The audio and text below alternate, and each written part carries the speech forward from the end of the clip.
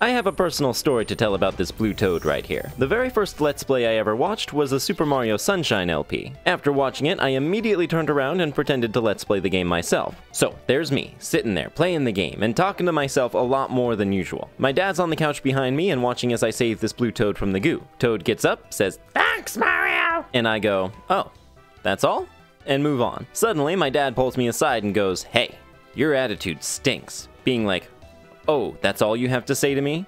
And I was like, "I'm sorry, Dad, I was just trying to commentate my Let's Play, but you know what? Maybe I am a bit too facetious about this sort of thing. So this one's for you, Dad." "Thanks, Mario!" "Oh my god, you're so welcome, Blue Toad. Really, it was my pleasure. In fact, I'm so sorry I didn't save you sooner. I hope you can find it in your little toad heart to forgive me." Welcome back, everyone and everything. Today we're breaking down Gelato Beach, a personal favorite of mine. I don't think any level leans as far into Sunshine's tropical level themes as the literal beach level. Customarily, there's a ton of creativity on display here as well. The beach is festooned with these hilarious and charming cataquacks. The blue ones are basically harmless. They just want to throw you in the air. That's all they want. And you can even use them to help you reach coins, like a poor man's rocket nozzle. The red ones are the wasps to the blue ones' bumblebees. Somehow, the way they throw you is violent.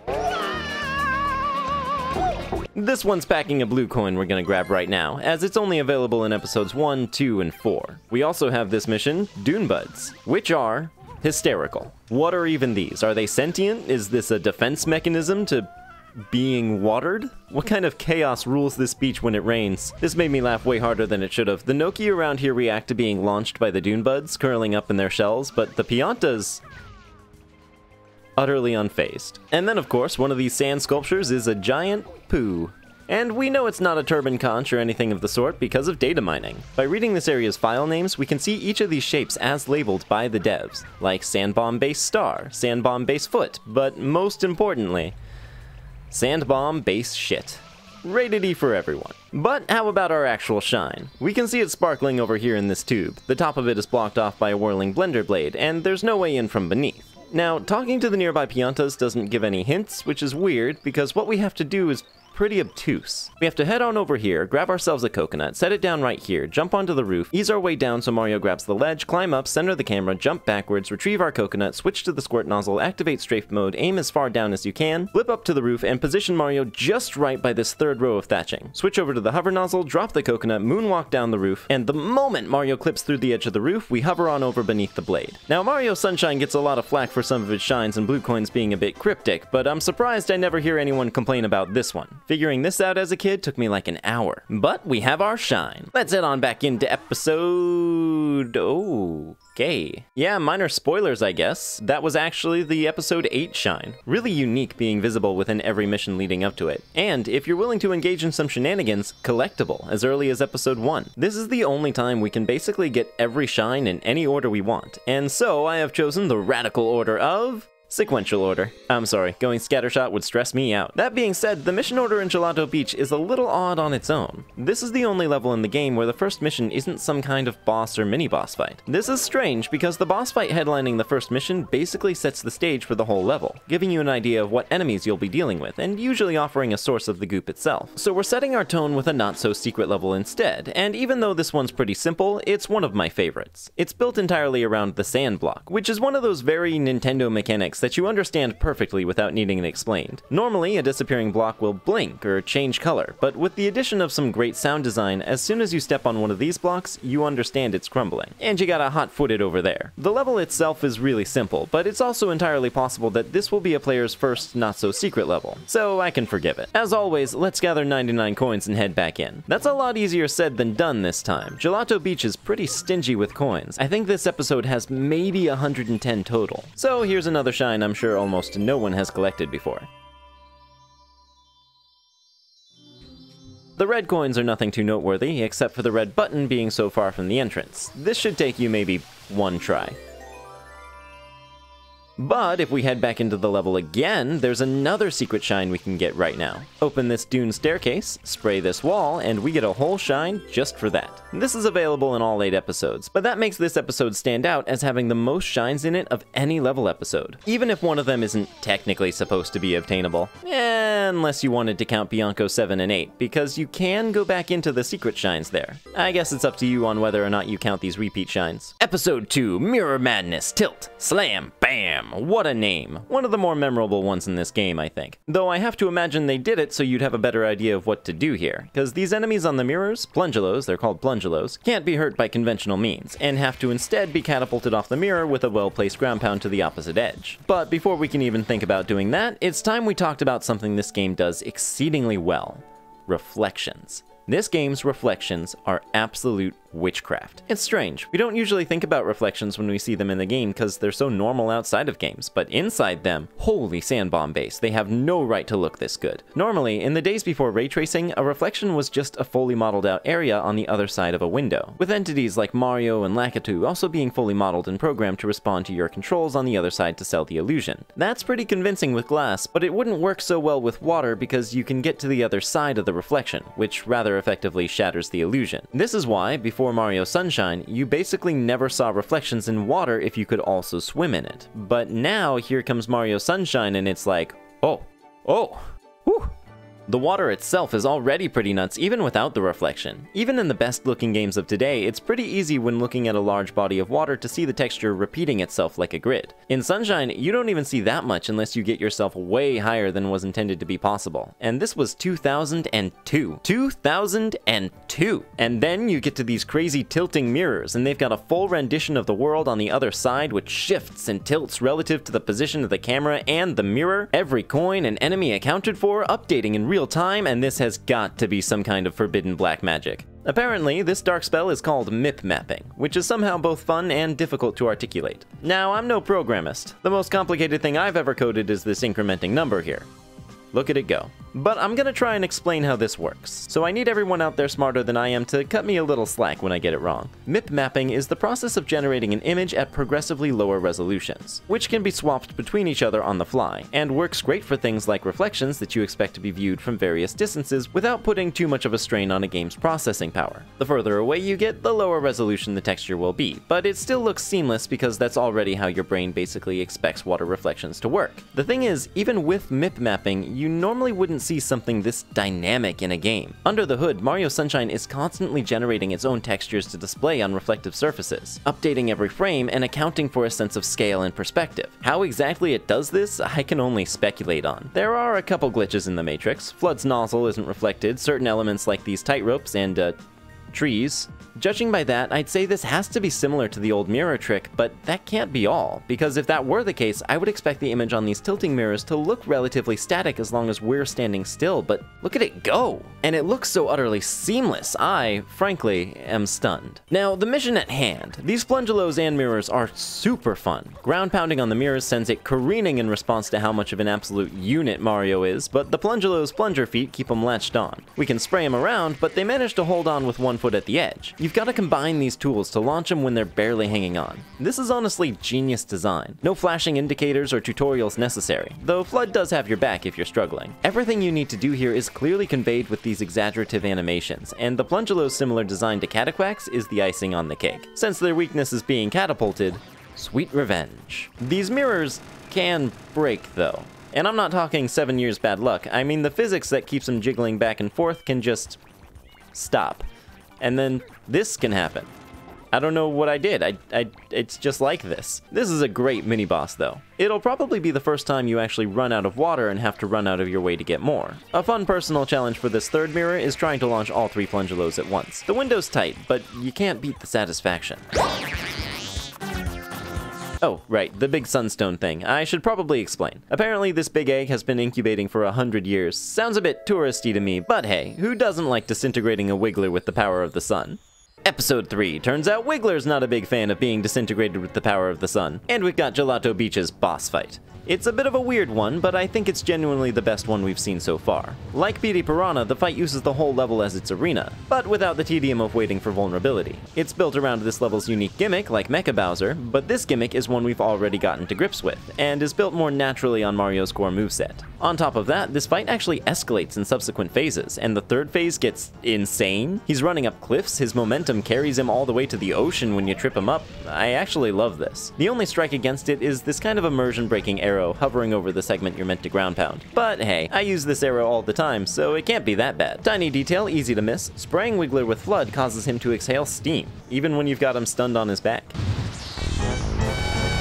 Hey, it's that completely ubiquitous charge sound effect that everyone knows, but nobody knows the origin of.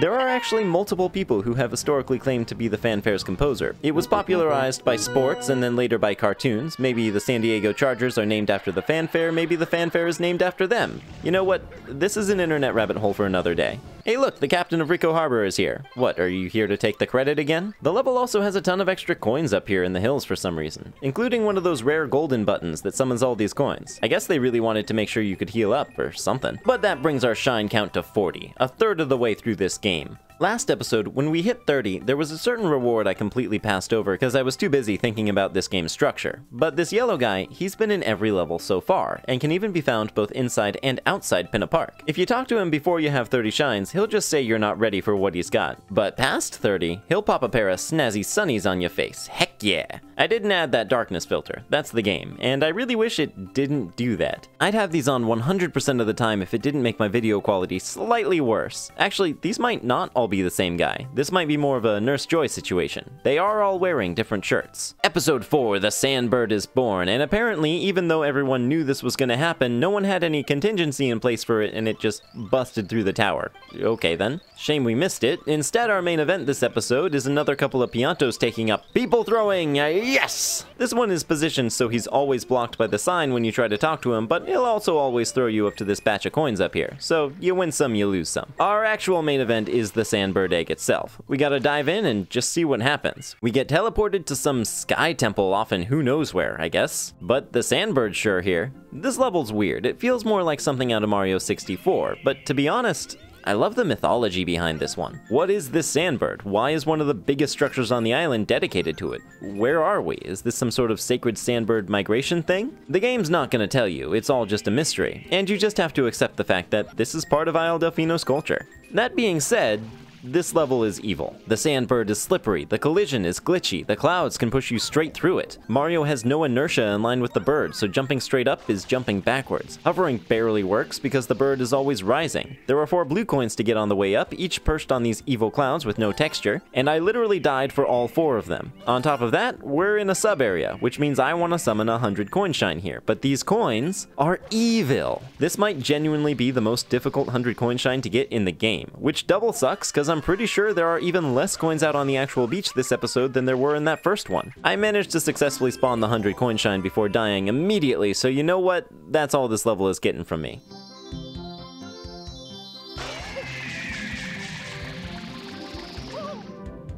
Even sillier, this is the first episode you can unlock Gelato Beach's turbo nozzle. What poor unsuspecting soul grabbed this thing before heading into the bird zone? Well, the hover nozzle's already mostly useless, but you may miss it when the bird flips onto its side. By the time you reach the top and grab your 8th coin, you'll probably be glad to never have to see this sandy pigeon again. But it is worth noting that if you keep watching him, or worse, keep riding him, you'll find his route around the tower actually changes after the first. He'll plummet back down so fast that if you jump, you'll take fall damage, and then he'll do more turns faster than before, and even switch the direction. I have absolutely no clue why they did all this, but hey, I noticed it, so we have that. Episode 5, which once I would have bet money on being pronounced Tu Piantasimo's Sand Sprint, but that's il, the Italian word for the. So I suppose we'd better kick into this episode's Italian language corner. Gelato is technically Italian for ice cream, but don't let any Italian hear you say that they're the same thing. It'd be kinda like saying Prosecco is the Italian word for champagne. Believe me, just don't do it. The subject of this episode, Il Piantasimo, is amazing.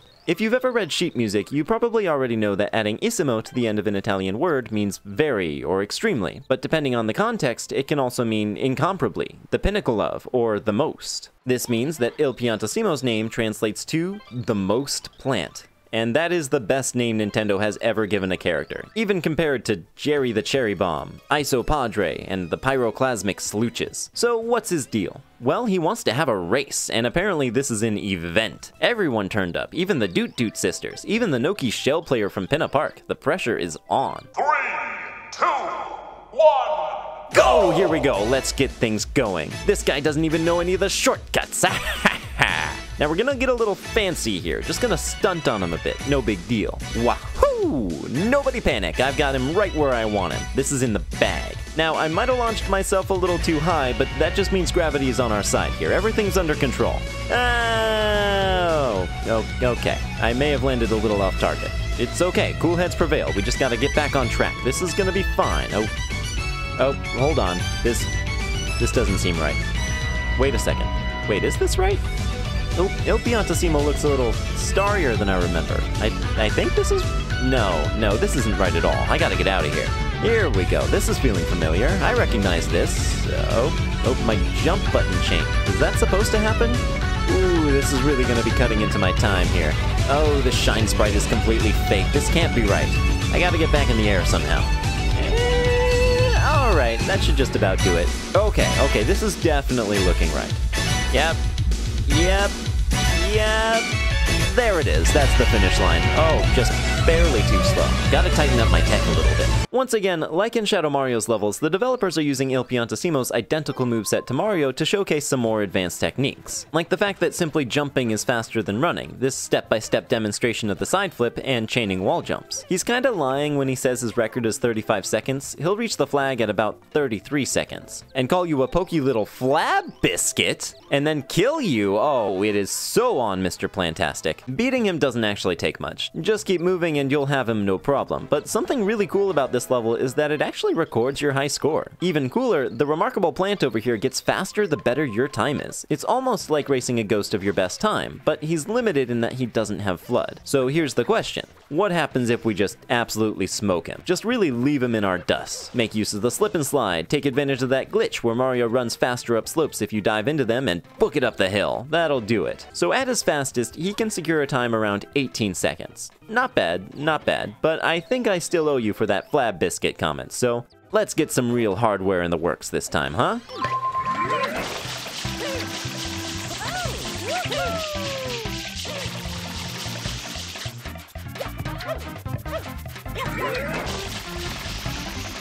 Yeah, not so flabby now, am I?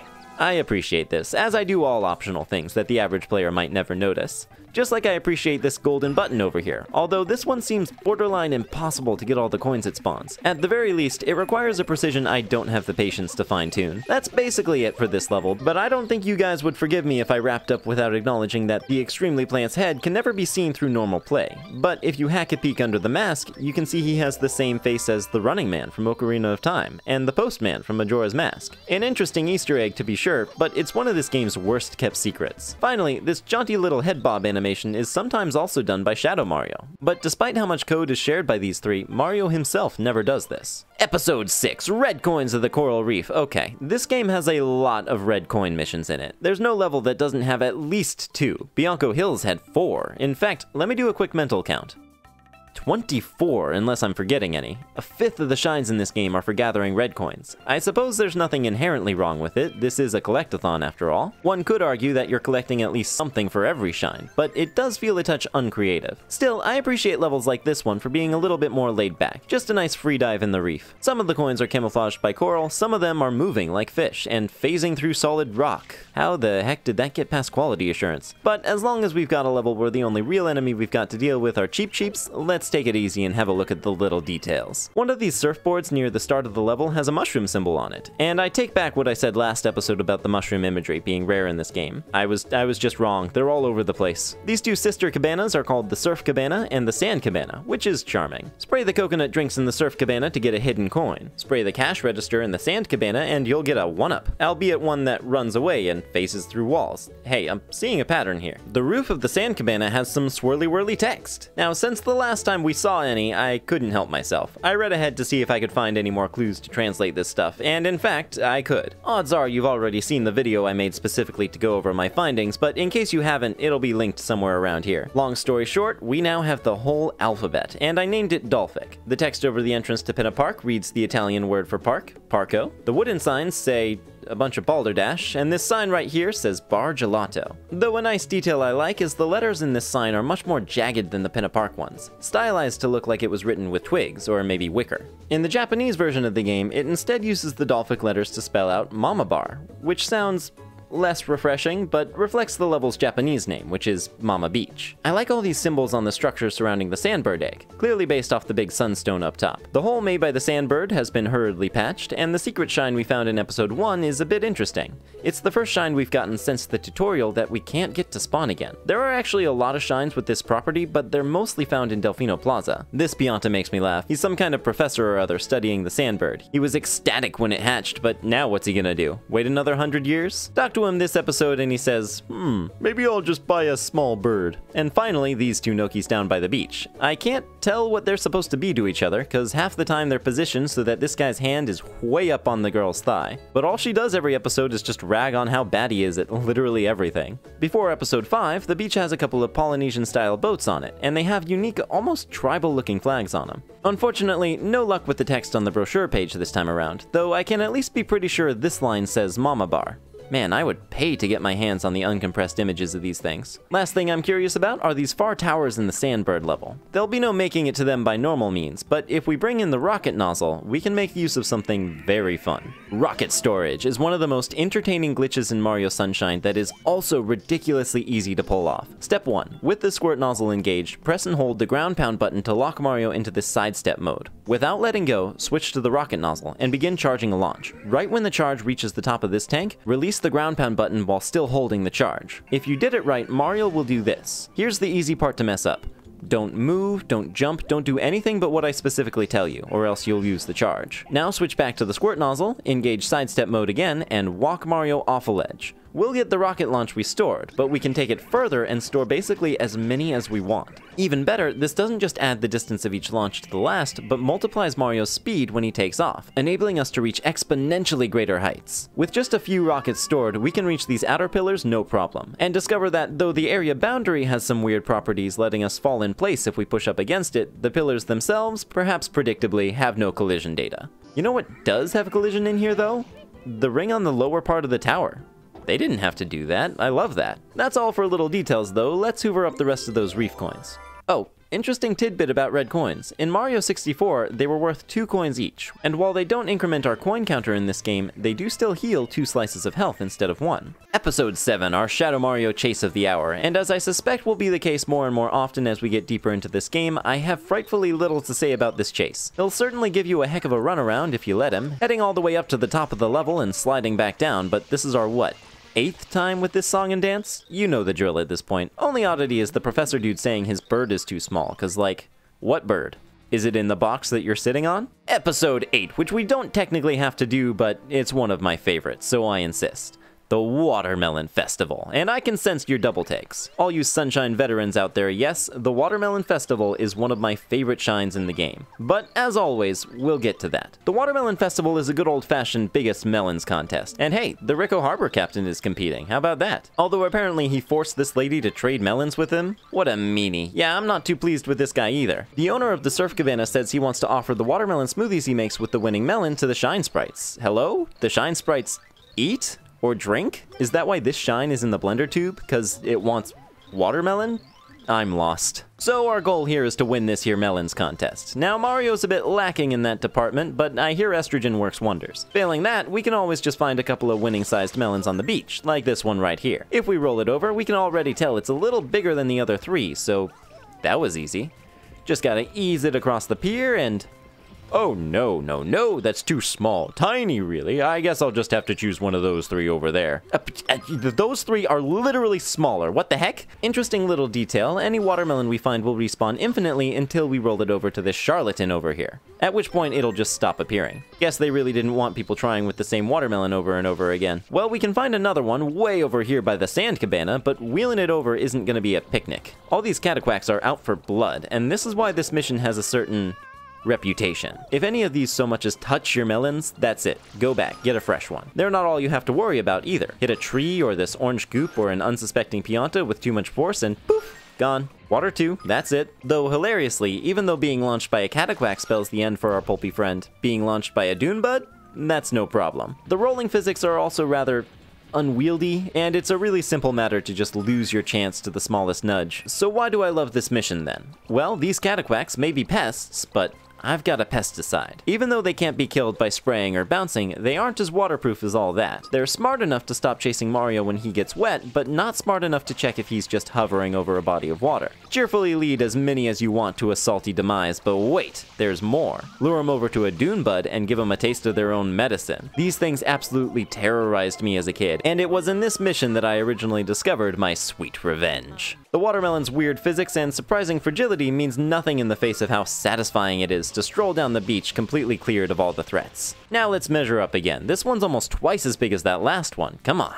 It's not bigger than any of those three over there. Bro, your sunglasses are broken as hell. What are you talking about? Okay, yeah, the only watermelon he'll actually go for is this one way up top. And yeah, that puts all other melons to shame. The trouble is getting it down. This area by the tower doesn't have a body of water, and the dune bud up here, though weirdly capable of launching Cataquacks, is even weirdlier incapable of killing them. So all these quackers are just here to stay. What we can do instead is roll our juicy charge down this upper path, drop it down safely on the far end of the beach, and once again enjoy another unaccosted stroll. But frankly, this has all been mere theater. The best solution to this whole mission, beach full of Cataquacks or no, is to just kick it on over. In fact, before people figured out how to glitch inside the tube, check out how speedrunners used to have to ace this shot. Now that is art right there. So we juice it all down, probably lose about 75% of the good stuff to this clumsy blender, and grab our shine, which brings us, as always, to our 100 coin shine. The Watermelon Festival is our best bet for this one. As I've already made a point of, this level is really stingy with coins, but the Watermelon Festival here has all those extra Cataquacks up top, which is already about 10 more coins, and it's got the watermelons. Each one will give a coin the first 10 times its burst, which you can pretty easily do by diving straight through center mass. Alternatively, if you get the contest guy to turn one down, he'll pay out every coin you didn't already get from it. Crazy attention to detail here, the watermelon actually bursts with a bit of water. Makes sense. Once we've cleaned out all the ducks and the watermelons, we're gonna grab a rocket nozzle and hunt down the heavy coin concentrations. This line straight up by the tower, I tried to get without touching the blue coin, but between the bees down here and the exact height, it wasn't happening. So I got a blue coin a little early. It happens to the best of us. 4 down here in the staircase, this island has a solid handful around the trees, and then if we make our way up to the top of these tight ropes, we can gather up the last few. These 10 out here over the water look a lot harder than they are. Just get spinning full speed with the squirt nozzle, hold forward, and release.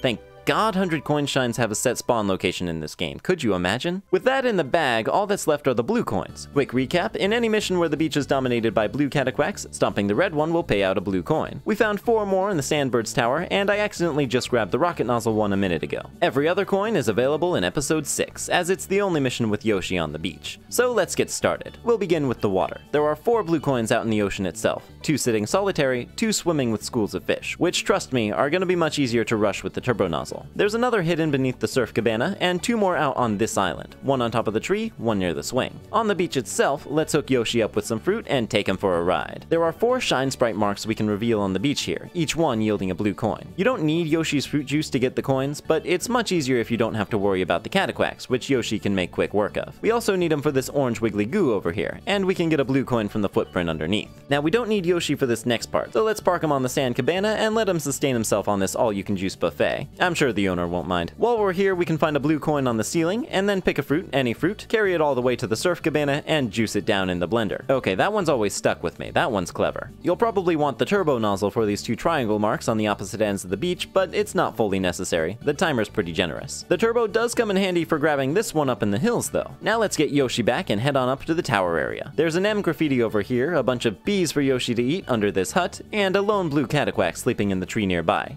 It's funny, these Cataquacks seem almost to serve as a cautionary tale about invasive species. Anoki in episode 1 indicates that the red ones only showed up recently. But by the back half of the episodes, this blue one is the only one left. Speaking of wiping out a blue species, we can find 2 birds up here at the top of the level, which Yoshi makes easy. There's a coin way atop this tower, which we're just gonna rocket our way up to instead of making our way all the way across all these tight ropes. And our very last blue coin is way up on the highest rope. And with that all done, that is certainly a view worth admiring. But that's gonna be all for Gelato Beach. Definitely one of my favorites, all jank aside. It's probably the most compact feeling level of the bunch, with none of these levels feeling like they're retreading any ground. The dune buds, the tilting mirrors, and even the sandbird are all just downright inventive, and you gotta give it up for Il Piantissimo. He's easily the most memorable race rival character in any Mario game to date, and again, putting all janked aside, I love the intrigue and almost surrealism of the sandbird. Even what looks like just a beach from a bird's eye view is utterly bursting with Sunshine's signature creativity. Next up, we already did Pinna Park, so we're moving on to my favorite level. I can't wait to share it with you, and in fact, I've already shared it with my amazing patrons who deserve all the good things in the world. Especially my top patrons, Marcel S., Drooling, and Chris Bradell. And you too can be an amazing patron if you feel so inclined. Link in the description. Either way, I'll see you in the next one.